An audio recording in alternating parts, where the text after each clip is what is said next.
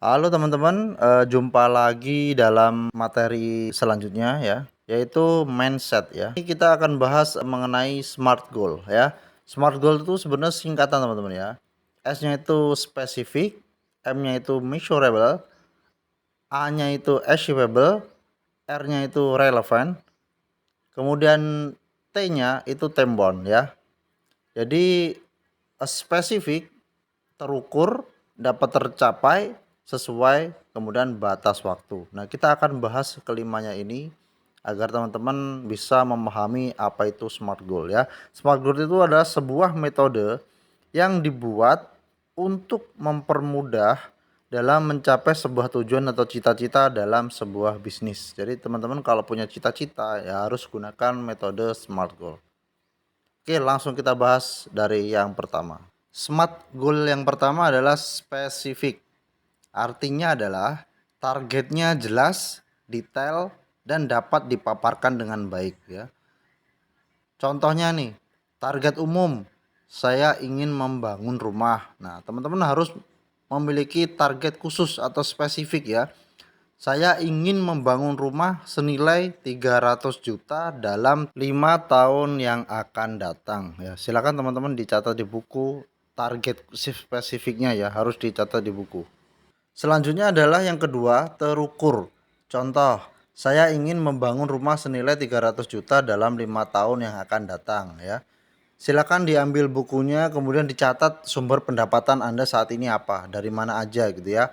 Berapa pendapatan dalam satu bulan yang rutin saat ini ya.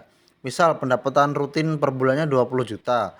Maka teman-teman perlu menentukan nominal dana yang diperlukan untuk ditabung setiap bulannya atau disisipkan setiap bulannya gitu ya. Karena ini target kita adalah 5 tahun ya. Kalau 1 tahun 12 bulan artinya 5 tahun adalah 60 bulan ya. Jadi 300 juta targetnya dibagi waktunya 60 bulan. Artinya teman-teman harus menabung 5 juta per bulan. Nah, silakan dicatat di bukunya. Yang ketiga adalah dapat tercapai. Contoh, saya ingin membangun rumah senilai 300 juta dalam 5 tahun dengan menyisihkan 5 juta per bulan. Nah, saat ini Anda yang tahu pendapatan Anda ya. Apakah dengan menyisihkan 5 juta per bulan Anda keberatan atau tidak gitu ya. Jika pendapatan Anda 20 juta per bulan, maka hal tersebut bisa menjadi mudah ya. Tidak ada problem. Jika pendapatan Anda 7 juta per bulan, maka Anda harus merubahnya. Yang awalnya 5 tahun menjadi 10 tahun. Dengan demikian, setiap bulan yang awalnya 5 juta, teman-teman hanya menyisihkan 2,5 juta. Seperti itu. Jika 2,5 juta itu masih terlalu memberatkan, itu teman-teman bisa atur sesuai dengan kemampuan teman-teman dulu. Seperti itu. Silakan teman-teman revisi dan dicatat sesuai dengan kemampuan teman-teman, sesuai dengan penghasilan teman-teman saat ini ya. Sesuaikan aja dulu dengan pendapatannya. Yang keempat adalah sesuai. Contoh, saya ingin membangun rumah senilai 300 juta dalam 5 tahun ya. Sesuaikan nih harga tanah, kayu, semen, pasir setiap tahun semakin naik nih ya. Misal kenaikan diprediksi 2% nih per tahun. Misalkan harganya 100.000 itu naik 2% menjadi 102.000. Nah, teman-teman harus mencari alternatif tabungan Anda atau investasinya bagaimana caranya itu bisa memberikan sebuah bunga 2% minimal ya per tahunnya gitu ya. Contohnya kita menabung dalam bentuk emas teman-teman ya atau investasi yang terpercaya. Reksadana misalkan seperti itu ya. Jadi harga emas itu setiap tahun naik teman-teman. Nah, teman-teman bisa menabung dalam bentuk emas. Yang kelima adalah batas waktu. Jadi berikan detail batas waktu secara rinci dengan langkah apa yang harus dilakukan gitu ya. Contoh, saya ingin membangun rumah senilai 300 juta dalam 5 tahun ke depan tanggal 5 Desember 2028 gitu ya. Jadi teman-teman harus tentukan nih nominalnya, tahunnya, kemudian tanggal, bulan itu wajib lengkap gitu ya. Jadi detail rinci gitu ya.